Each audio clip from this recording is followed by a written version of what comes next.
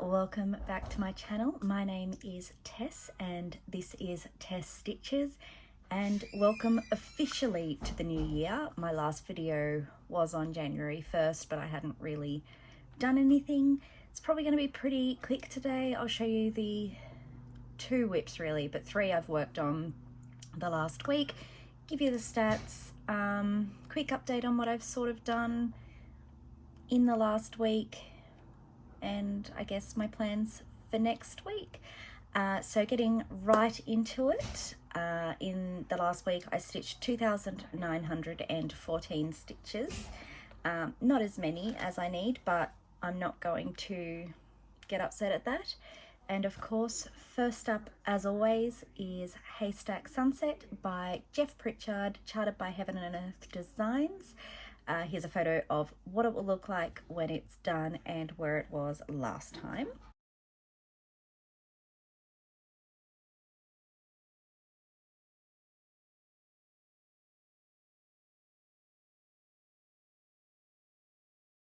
This way.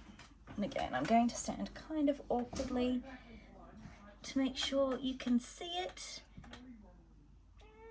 I know, baby. Absolutely in love. I don't remember if I gave a stitch count. I stitched 2,245 stitches on Haystack. I just finished another colour and I'm at 53% complete, which is awesome. Here is the comparison photo.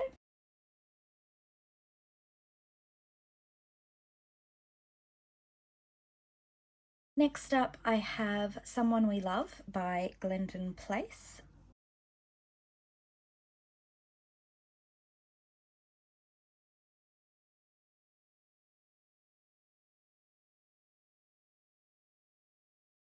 I stitched 648 stitches. This one is my daily 30 piece, so it gets 30 minutes a day for 5 out of the 7 days. And this is where it is now. So a lot of work, obviously. A lot more obvious where the stitches are in this than in Haystack, at least in my opinion. I think I made the right call on the petty point for the white words.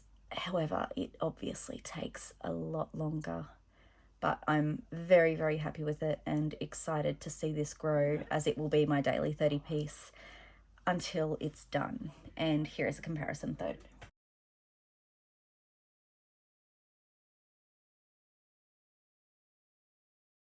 Now, the reason I said 2 WIPs, I did start the Grand Library Supersize Max Colour by Amy Stewart, charted by Heaven and Earth Designs, on the 1st of January.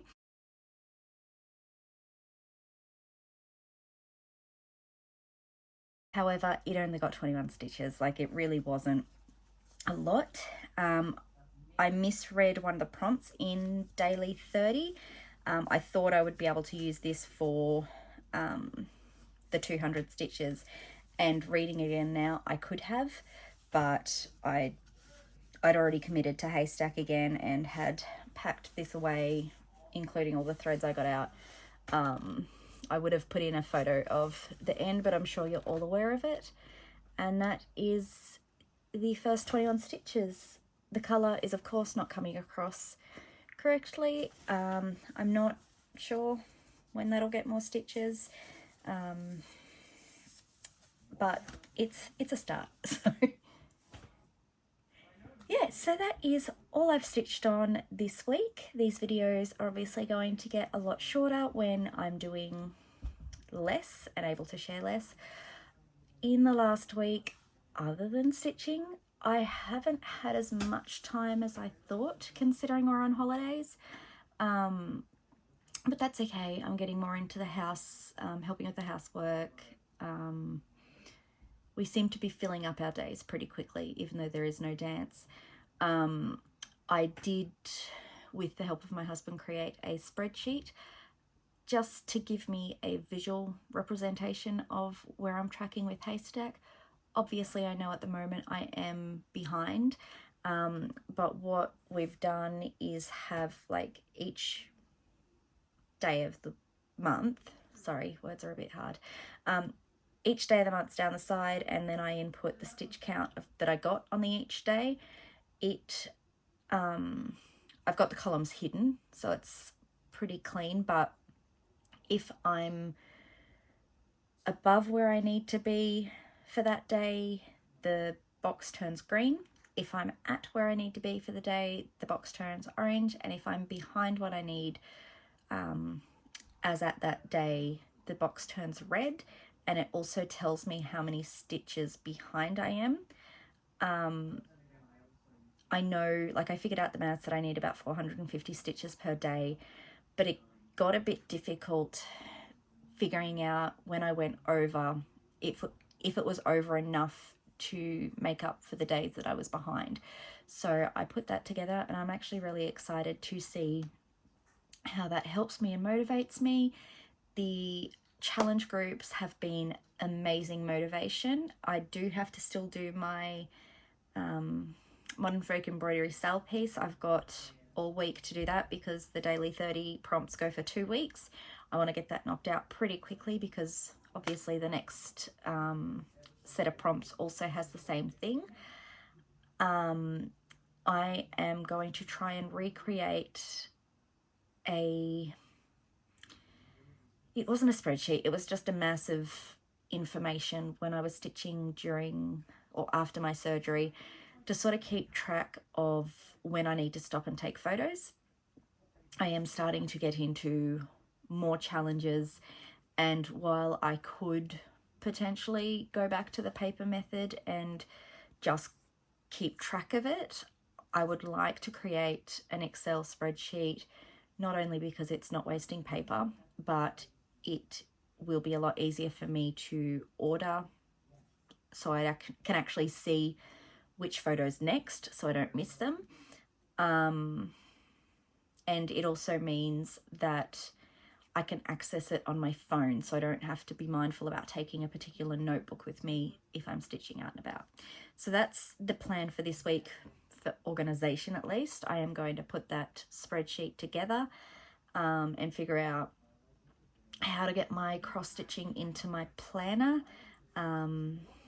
I wasn't going to originally, I was just going to have my spreadsheets, but I think I would like it in there somehow, but I'm not sure how, which doesn't help me to actually do it. Anyway, but yeah, lots of stitching. Because I am going to be back next week, I'm just trying to get my head around, like, I don't want to tell you my plans too far out because obviously I don't want to repeat them every single week. But this week coming up, I should have got a calendar. What are we, the 8th? So it's Elisa's birthday on Tuesday, so we're going out to dinner. Obviously that will be a lot less stitching. And then that weekend, I think we are free.